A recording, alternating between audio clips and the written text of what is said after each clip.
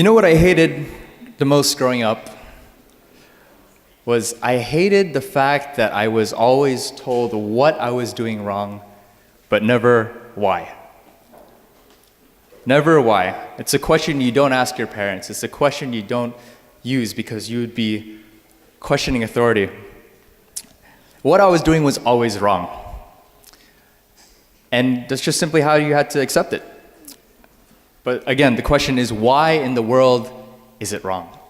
So my name is Fiel Sahir. I am an Indonesian American and a classical guitarist, and the author behind Between Three Worlds, where I discuss learning to have conversations with your neighbors, loving them out loud. We'll talk about that more in a bit.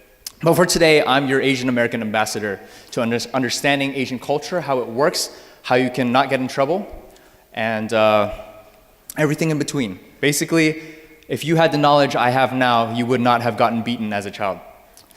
So, another Asian is born. That's me and my parents. I was born in Portland, Oregon, and to two Indonesian parents who had a lot of American friends, white American friends, and they learned from the dominant culture, but of course that did not erase who they were as Indonesians. And that led to a lot of frustration as a kid. Am I doing it right? Am I doing it wrong? Why is this a problem? Again, that's the question that we have for today. And it's difficult. It's really difficult. And even today, my parents will still do things in an Asian way that frustrates me. I piss them off, they piss me off. But at the same time, you can't blame your parents for being Asian because they're Asian, right? They can't blame you for being Western or American. So how many Asians are there in the house that were born outside of the motherland? Yeah, you know exactly what I mean, right? There's so many things you could have done that would have avoided this, getting made fun of at school, et cetera, et cetera. So, unfortunately, culture is inherited. Sometimes it's like getting launched into the deep end of a pool. That's me, by the way. It's a 3-generation photo. It's my grandfather in the background. And it's really frustrating. But that's how life goes. So again, the question is, why? Why? There's so many things you can do wrong as an Asian child or a child of any immigrants. I know African kids get beat all the time because they said the wrong thing. So for me, maybe my voice wasn't proper, or I used the wrong part of the body to do a certain function. Something that just is we take for granted in the Western world. We do whatever we want. My way on the highway, my rules, but not as an Asian. But that did not stop me.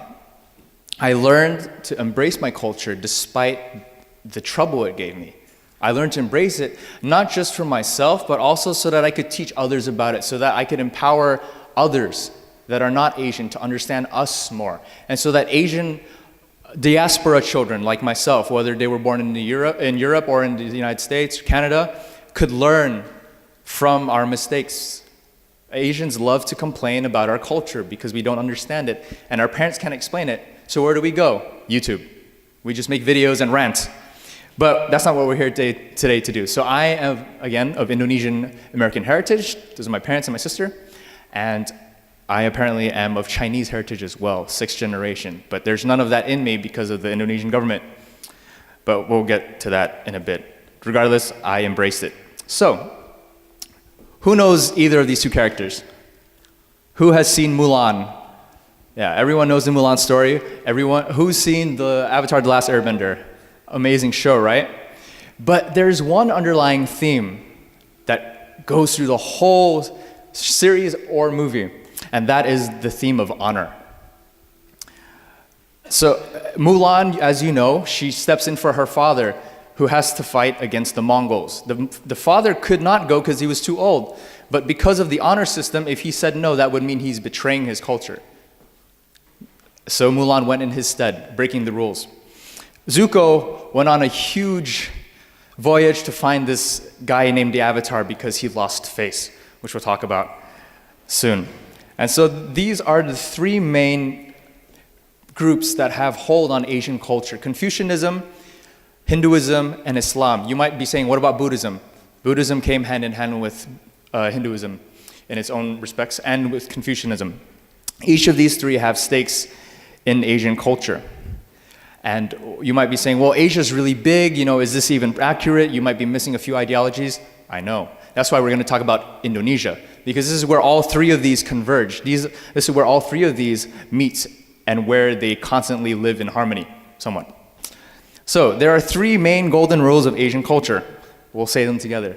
The first one is not all are created equal, which is really confusing to some people. Not all are created equal. Your worth, who you are, depends on who you're talking to. Your worth depends on the relationship with the person in front of you. Number two is save face at all costs and refuse to be a burden to others. Number three is the guest is God. So let's define these a little bit more. Confucius had something called the 5 bond relationships, which are from ruler to ruled, father to son, husband to wife, older brother to little brother, and friend to friend. So they are both vertical as well as horizontal relationships. Now in the Western world, the majority is basically all horizontal. We're all equal on the same plane. But in Asian culture, it all depends. And again, your family, your age, your status defines who you are as of that present moment. You may be a boss in one area, but the second your grandparents walk in the room, you don't mean nothing. And so, again, Asian parents are always right. We'll get into that. Family, community, clan, country, those are who you serve. They are more important than you. And I know this is really tough. I'm not saying I agree with all these ideologies because these are painful. This is what I grew up with, but this is for me to present to you. Again, I'm being an ambassador to you to understand the world, to help it at large. That's why we're polyglots. That's why we're culture lovers, language lovers. Is we're not here just for ourselves. We're here to share the world, all the things that we have. Again, save face and avoid being a burden at all costs. What does that look like? That means holding your tongue. If you have an opinion, wait until the right moment. Tell people what they want to hear, not what they should.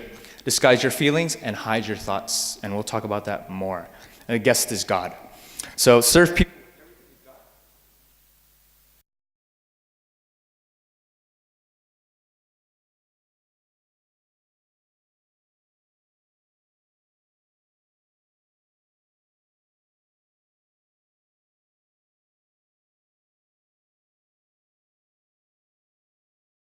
So we'll keep going. My voice is loud enough, I hope. So serve people with everything you've got, even if they say no. We'll learn more about that. There's an artist, her name is Yang Lu, who moved to Berlin at a young age. I think it was 13 or 14, and she decided to come up with these illustrations. She's an artist. And these better explain Asian culture as a whole. And it really brought things home for me. Because again, as an Asian, you aren't told why things are the way they are, you're just told what they are, and you have to accept them. So, going back, society and seniors. Seniors are very important. If your elders walk in the room, respect, respect, respect. And it's not a bad thing, because when you get to that age, you will have the same respect. The reason they have that level of respect is because they've lived life longer than you, they've been through much more than you, and, well, they've also got money. So, the next thing is your boss. Right? This is definitely accurate. I mean, and why do I say that? It's because in Asian culture, you never call your boss by their first name. That's a no-no. Big, big, big taboo. And if you guys speak Japanese or Korean, you know that there are kinship terms, right? Chan, san, uni, hyung, depending on if you're a dude or a girl or whatever. Indonesian, you have kakak, abang. In the Philippines, you have kuya and ate, right? All these different terms to call people that are higher than you in the hierarchy, meaning the older brother to the younger brother, 5 bond relationships. These are all really, really important. And again, in Asian culture, your first name is after your last name. Last name goes first in Chinese, Korean, and Japanese culture. Blame Confucius is the motto of today. This is all Confucius' fault, for better or for worse. If you think I'm joking, take a look at this language, Japanese. This is the language of my grandparents. And so you might have seen this through the Memorize blog, posting on Facebook or other things. It's actually true. And I've confirmed this with friends and family. So depending on who you're addressing, again, it's not about who you are, but it's about who you are in relation to those around you. So you have low, middle, and high. This is why my relatives encourage me not to learn Javanese or Sundanese, because they're afraid I might offend someone on the street. And I don't get away with it because I look like one of them. So that's the main problem. For instance, if you want to say, what is your name in High Javanese? Asmanipun panjenengan sinten. Asmanipun panjenengan sinten. But if you want to say it colloquially, jenengmu sopo. Completely different, has no etymological relationship. So this is why Indonesians have also given up on their indigenous languages, because it's just too complicated. So even Javanese speakers, even though they're born and raised on the island of Java, will not speak all three levels, nor do my grandparents. So even the Sultan of Yogyakarta, who is still alive today, his father told him, let's speak in Indonesian because there's no levels, so it'll be easier. It's just how the way things work.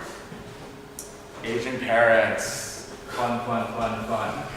We've all heard the stereotypes, we've all heard this, and it's, you know, we might laugh, it's true, you know, that's why I laugh, because I know what it feels like. I've actually seen the D become death, and F, just forget about it.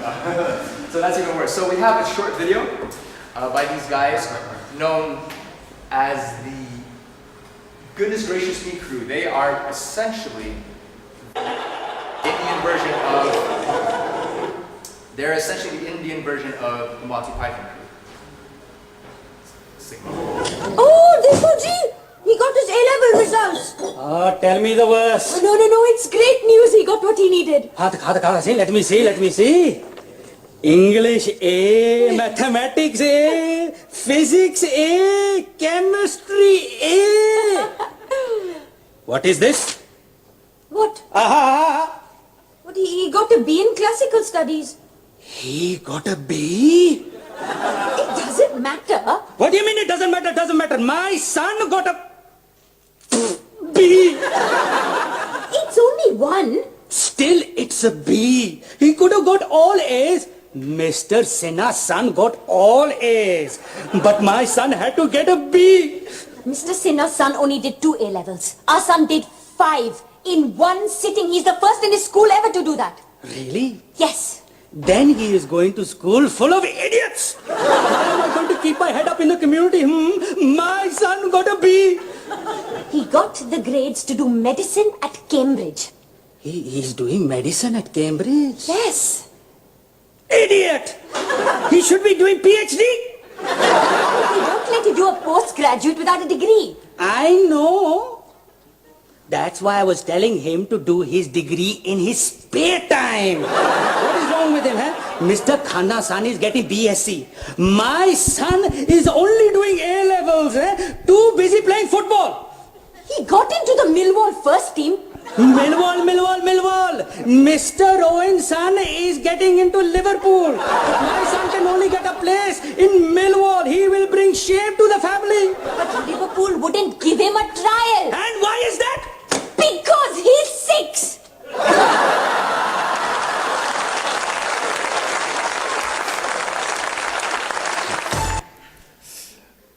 That is one of my favorite sketches in the whole Goodness Gracious Me. If you do not know Goodness Gracious Me, do check them out because they really bring it home for those that are of that culture. And they have many more sketches and they poke fun at everything in between. So who's feeling uncomfortable so far? Again, this is Asian culture. Take it in for what it is. It is difficult. Again, you know, the 3 rules, not all are created equal. Save face, do not be a burden, and the guest is God, which is the next one. Guest is God. What does that mean? For us, when we have a guest at home, the whole house has to be completely swept. It has to be spotless. Why? Because we're afraid of what they will say about us after they leave, right? When they come to our house, the first thing you have to ask is, did you eat yet? Did you drink yet? And if they say no, you refuse and give them a drink anyways, give them food anyways. Because we also are not allowed to accept it because then that means we're hungry and we don't have enough. So it's a game between the two parties. And there's just so much intricacies going on. And honor and dignity is at stake. The honor and dignity of the family lies on your hands, on your shoulders. So if someone comes home and parents aren't home, you gotta do everything. Clean the house, give them. But it's good. It shows us discipline, it shows us humility. The individual is also not as important in Asian culture. Again, as I said, you are not who you are because of who you are, but because of who you are in relation to those around you. And so we're all about serving others. We're all about making the others more important than ourselves, but not always for the right reasons. And again, this is why names in Asian cultures are often first Asian family names.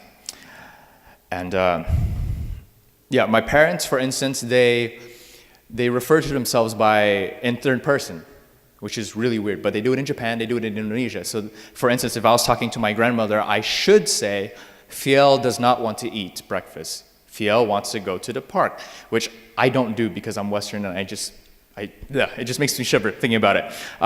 Third person makes me think of Gollum. My precious.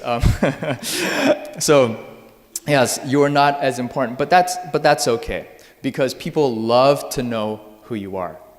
People are always very, very curious, but that's also something that can be offensive to Westerners because you're not used to getting a barrage of questions.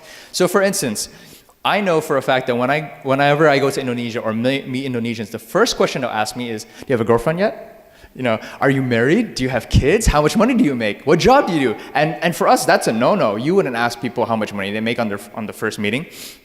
But for them, it's normal. And the reason why is because it's also to help you understand who they are so you don't piss them off, so you don't offend them because you don't know if you're talking to a duke of some sort or whatever, a big business head. Also because business connections. Because in Asia, a lot of the times, what gets you places is not what you know, but who you know, unfortunately. It's just how things work. So again, not all are created equal. Save face and do not avoid being a burden at all costs. And the guest is God. So some cultural faux pas that are really important is, well, we can put this into three things. So no dirt, right? No dirt. Keep a cool face, keep a cool tone, and know your place. No dirt, keep a cool face, and know your place. That's how I would define good behavior in Asian culture. You just got to keep these things in your mind so that you don't do the wrong thing. Now, I do have to mention that if your skin color is not like mine or darker, you will not get yelled at for things. They're totally used to foreigners, and so they just let you go off with things because they understand that you're not supposed to know, which is nice. But then if you get someone like me who doesn't speak Chinese and suddenly one day wants to learn, I could end up pissing off a whole city and I wouldn't know it because I am Western, right? So no feet, no feet, no feet, no feet. This was something that I could not understand as a kid. And so, for instance, if I wanted to shut the refrigerator door using my foot, I would get hit. And I didn't understand why. Why is that? It's just my foot. It's convenient. My hand is holding the jug of milk. What do you want me to do? Here's why. Hinduism. In Hindu culture, the feet are the dirtiest part of the body, which is why you take your shoes off when you enter into a house. All right? And the head is the most holy part of the body, which is where the Atma sits, the soul. Mahatma, Atma, great soul. It's a Sanskrit word. And so this is why feet are very just not, you have to sit in a proper way so that you don't show the soles of your feet. Showing your feet to someone is totally offensive. And you just don't use it to pick up pens off the floor and things like that. I just did not understand. Like I said, I was told what, but never why. You know, and this, I just could not understand, but I had to listen. Anger is also another thing. Just take a look at that picture and absorb that for a second. What is that? You're supposed to hold it in. Now, in Western culture, we're allowed to explode. Everyone explodes. And it's not because we mean everything we say. Sometimes we just explode and then we apologize afterwards. In Asian culture, too late. First word out of your mouth that's angry, your reputation is gone down. It's just how things work. And I didn't understand that. Sometimes I actually, I was in Indonesia once and we were eating sushi and I like exclaimed frantically that it was fried so it wasn't sushi, and all my Indonesian relatives were confused because Indonesian fish is not safe to eat, right? So you have to fry it. And they thought I was actually very angry, but I was just being American and eccentric and it's just part of my character. Things like that. Another thing is opinions. Again, you don't tell people what they should hear, but what they want to hear. Usually the way they find out what you think of them is through someone else, through gossip, which is unfortunate. It's also a definite no-no that we should not do or participate in. But telling people what they want to hear is important. So I've talked enough about all the negative things and all the things, but I don't mean it in a negative sense. This is just to inform you And this is things that I have learned as my life as an Asian American throughout the years. And again, rather than being angry and bitter at Asian people and culture, I've learned to embrace it and bridge the gap between the worlds. Because when I go to Asia, I am not Asian enough to be one of them. I'm too American. But in America, I'm too yellow to be American, right? It's just the paradox of being a multicultural person. I've got to get used to it. So, to the cultural ifaldus, like the things you should do. I couldn't find a proper synonym. But, so I need 2 volunteers, each above the age of 26. And the reason I say that is because we'll get to that. So, yeah, come to the front. So I'm going to teach you a bit of Indonesian culture and what you should do when you meet people. I'm scared. Don't be. So we'll stand a bit sideways. Yeah, like this. So one of the handshakes that people do in Indonesia, it's mainly a Muslim handshake. So you can put your hands out like this, just like this, both of them. So what I can do is I can just slide them, like this. This is handshake. Yeah, you can slide them. Yeah, just slide. And then what happens is you take it into your heart. You take it and just go like that. Yeah. And so the same thing with you. The same thing. Yeah. Well, you don't have to bow, but you, yeah. So I actually messed up just now, if you guys were paying attention, because I shook hands with a woman. That's a no-no. So what I was supposed to do is just go like this. So I'm kind of supposed to touch like that, if touch. Sometimes you just go like that and just go like that. Okay. Yeah, that's one way. Of course, bowing is really important in certain parts of Asia. There's also, if you walk into stores, they do this, the thing that they do in India and Thailand. And since you both are older than 26, what I would do, if you were a relative of mine, I would take your hand and just put like that. So you take their, just like that. It's what you show respect to older people. Now, if you're Filipino, you also do this. I think it's called something mano from Spanish. But in Indonesian, it's called salim. And it's something I'm not really used to because I'm not Muslim. But it's something that I've learned to see and do. So culture is different. Culture is different. So yeah, thank you. Thank you. We can clap for our volunteers.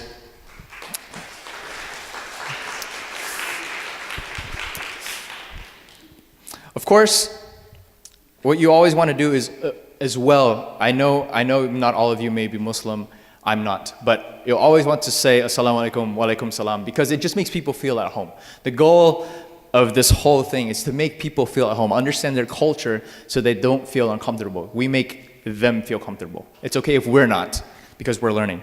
So the other thing we want to do is always smile. Smile with everyone that you meet. Indonesians are known as one of the most smiley people. And whether or not that is actually a genuine smile, that's up to you to decide. But everyone loves to be your friend. If you go to Jogja, I'm sure this happened to you, Gareth, right? When you went to Borobudur. So most tourists like myself will go to Borobudur or a temple to see the temple. Indonesians will go to the temple to see us. There were some French people that were in front of me one day, and these Indonesians came up, "Hey, mister, can we take picture?" And I was like, "Pardon, les Indonésiens sont tous comme ça, là. Ils aiment faire des photos." But, so that's just part of the culture. Indonesians love social media. They love smiles. How much time do we have left? 10 minutes. Oh, 10 minutes. Okay, great. So, smile, smile, smile. Smiling is disarming. A smile is always disarming. Of course, it's not always easy to do one, even if you're not in the mood, but smiling is so disarming. It makes friends like no other, because a smile is international, right? There's a guy, I forgot his name, but he did research of an indigenous tribe in Papua New Guinea that had never had contact with outsiders, and they knew all the human emotions. And it was the same across the board, which is interesting. Last thing is feasting. If you're in an Asian household, do not say no to food. You must always eat, because they love to share the food, because it's sharing their honor, their dignity with you. And of course, there's the 3 rejection rule. So you're supposed to say no 3 times and then accept. Because if you accept too quickly, then it just shows that you have no manners. It's just different. I did not learn that. I just kept on rejecting, and then I was told off for being too rude. again, the things that you don't learn because your parents don't tell you because they just expect you to be Asian American. So smile, talk with people, feast. And so going on with that, I want to tell you a bit more about what I do. So I am the author of BetweenThreeWorlds.com, and my goal right now is to help people learn how to have better conversations, whether you're introverted or not. I forgot to mention that as a child, I had something called selective mutism. And I just found out the name a couple of weeks ago. And what that is when you refuse to speak to people just because you have such a level of anxiety. And so what happened was when I was a kid, I moved from Portland, Oregon to Indonesia because my dad was supposed to pass away. He didn't, gladly. But we moved to Indonesia just in case, right? Because you never know what will happen. And what happened when I moved there, I didn't speak Indonesian, so I got made fun of, right? What's with this kid that can't speak Indonesian? What's wrong with him? Then I went to the international school, and the kids were still confused. They said, Mister, why his accent so funny? It's like, I'm the one with the American accent. What's wrong with you? So then I just kept quiet, and I didn't speak in school until 3rd grade, which is from pre-K to 3rd grade. And then I finally broke through this anxiety thing. And so I somewhat understand that now. I know I'm very talkative, but I have a lot of ideas in here that can help you have conversations with whoever it is. And this is a free PDF. So your special gift for having come here and staying is this PDF. And I'll put my computer up front for you to sign up to the mailing list. And this is for you, 5 practical steps of being a superhero, making people smile, making people understand that they have worth and that you are also worth it. That's the reason we're here. That's the reason we're all polyglots. Everyone here is special in their own way. And I'm not saying this just to be nice. I'm doing it in a Mr. Rogers style because he really believed that everyone had something to share. And the next thing I'm working on is how to love out loud, redefining love in 40 days, which is a response to that. So the first one, it just gives you the basic groundwork, but this helps you work it out over 40 days. It's in the works right now. But I'm really excited to share that with all of you. So again, if you want to come down afterwards and just write your email on the list, then it'll be sent to your mailbox, the PDF. And this one will be the first product for the website.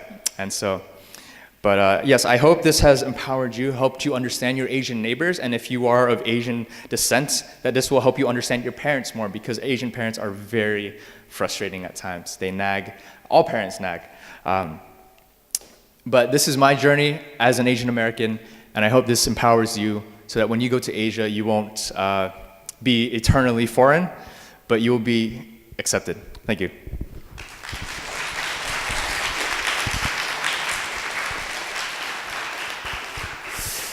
So we'll open the floor to any questions, and I'll repeat the question so that the people watching this in the future will be able to hear it. So yes, questions?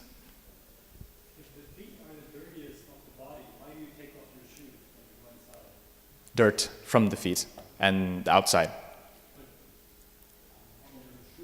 And the shoes too, yeah.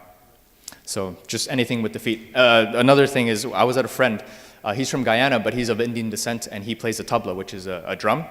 And I almost stepped over it, and he told me, no, don't step over the thing, because even that is wrong. Stepping over something, or even, for instance, in Hindu culture, if you put a book on the floor, that's insulting, because a book is an extension of God. So the floor is just no. In general. Yeah. Another question? I saw one hand over here too. Yeah. So I'm personally from some, I would say, ex-Soviet Union area, and what I noticed that a lot of things, so it's less individualistic society than Western. I don't know if you ever noticed that people from the east of Europe are kind of closer to Asians than Western, but not too much. Like some things that we tend to get it more. So I don't know, did you ever look into this? Have you ever thought about this or something like this? Yes, and it is also true. I guess because we people from the south and actually east of Europe, we're like a little bit warmer, from the west, and that's exactly what the Asian people like, since they're really friendly. Okay. I think this is the answer to the question. Yeah. I would just add to that, living in Germany, I find the same, the way that you explained it, that it's, I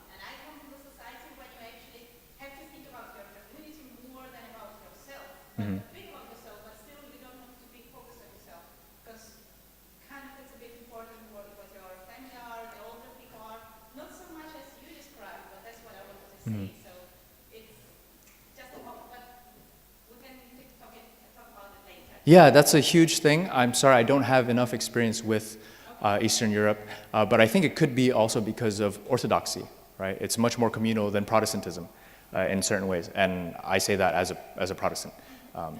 But yeah, I'm talking about India in general with this whole thing because this extends to the Middle East as well, and even Northern Africa, and African culture as well. There's a lot of parallels everywhere. We can talk about those all day. But I'm just presenting my experience as an Asian born outside of the motherland. Yeah. Christian. You, well, great talk. I love those illustrations, and I noticed the one that's done by you from within, right? Yeah. Yeah. Do you think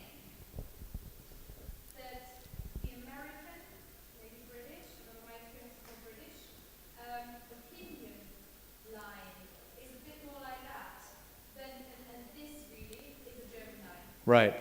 That's true. She did move to Germany, so that would make a lot more sense. I guess maybe within the past 20, 30 years with political correctness, it's turned from straight to more, possibly. No? I don't. What do you think? I think Germans will very happily tell you it's wrong, and Brits really wouldn't Right. the same way. I've, Yeah, Brits are a bit more like that, but it's not because they want to tell you what you want to hear. It's because they just hate conflict. They're awkward is, right, right. awkward is the worst word for any Brit. Right, right. Okay. So for the video, like, yeah, talking about maybe this is a bit more German, the point, and as opposed to British English speaking. So I totally agree, and I think what you mentioned was that as English speakers, we attack the point from avoiding conflict, but from the Asians' perspective, it's more from avoiding loss of face, which also leads to conflict, but it's more for the honor of the family and self. Yeah. So I think it's also true that we attack things, although differently or similarly, but for different reasons at the end. Yeah. Yep. Are people conscious of all these rules in a way that they would talk about them like you did, or are they just doing it and expecting others to do it as well? So the question is, are people conscious of all these relationships and what was the second part? The And the rules, or are they just following these rules and expecting others to do so? So they are not able to talk about them. Mhm. Asking what is going on in the life of their problem. Okay, and are they just following these rules? Ah, man. Yes, they're conscious. Mainly, again, it depends on where you were raised. So if I had been raised in Indonesia, I would understand it a bit more from the beginning because I would be taught. But if you're outside, then you just kind of pick up as you go, but again, without explanation. So in Indonesia, at least you have the example of everyone else around you to learn from, or in Asia, sorry, or wherever. But if you're living outside, then you just kind of learn or get yelled at by relatives when you go home. Yeah. That's my personal experience. I was not very conscious of it, but for example, your mom is supposed to talk about herself by saying, mom was doing that, mom was doing that. Yeah. But when she goes, you know that she's angry. And it's not conscious, just like you, maybe in your head, you analyze the situation and there's something wrong. It's not a situation that is common. This situation is bizarre. Something is wrong. So that you know that she's angry. Yeah. Yeah, it's when you step out of line that you can kind of check things. I think another good way to explain this is in the Romance languages, you have basically the formal and the non-formal, so tu or vu or, you know, everything in between usted. In Indonesian, there's many more pronouns. So if you're in a business situation, you use anda for you.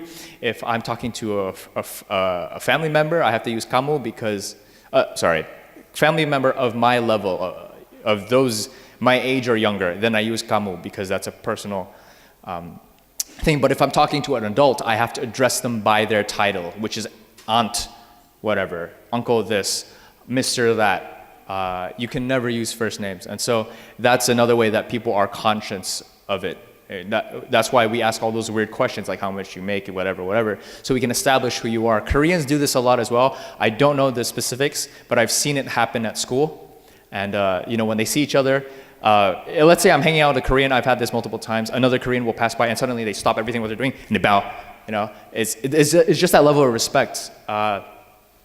And I think to get a bit more deeper into that, I came from Vienna and I was staying with a guy who I didn't know his status. So he's a Satriya in the Hindu caste system from Bali. And so he didn't want to tell me this, but he doesn't go to Bali because he doesn't want to get bowed to by 80-year-old ladies because of his caste. And just things like that. There's so many intricate things. Asia is just so huge. There's so many things to talk about now. I noticed there's also learning Vietnamese.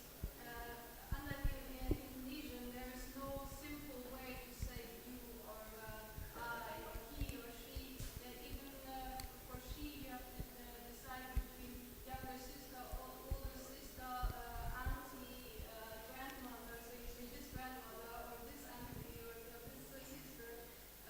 And you cannot escape it. The entire time you're always referring to people by family relations as if they were family. Yeah. Even if you're 1 year older than the person you're talking to, you have to address it differently. You can't say it's like my friend. And that's so difficult. If someone tells you, I have a female friend, and you don't immediately know their age, how do you know if you're going to be a brother or that sister or half sister? You can't just say she or your friend. Yeah. For me, it's very difficult. Like, I'm Vietnamese, and I was born in Switzerland, but even for me, whenever I meet someone new, Mom, how am I supposed to call her now? I don't know.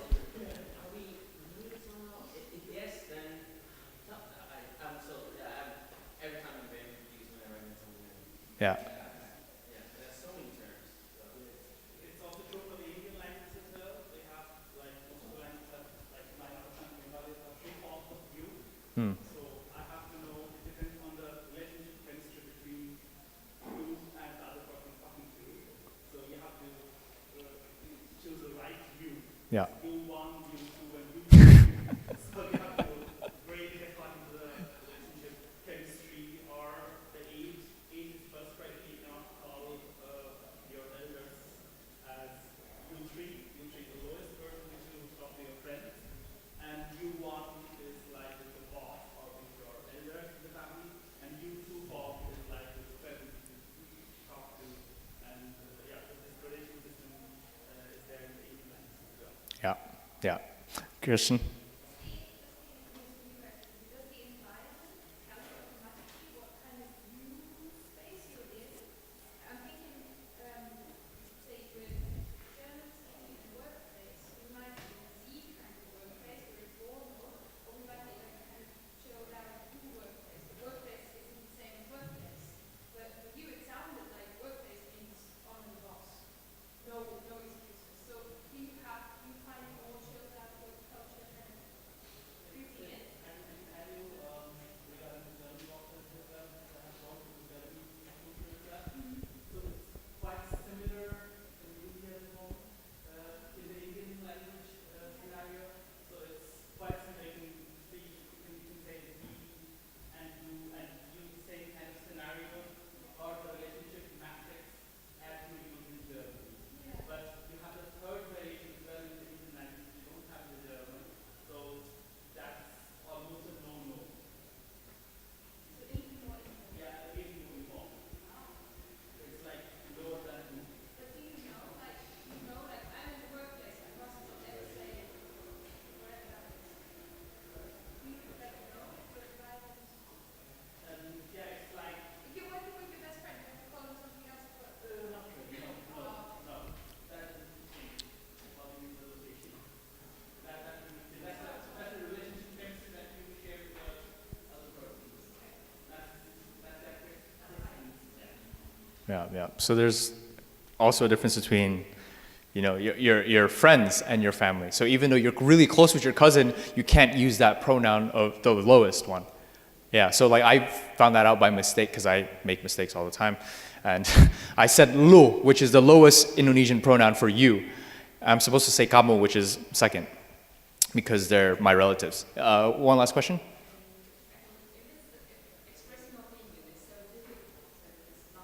Uh-huh.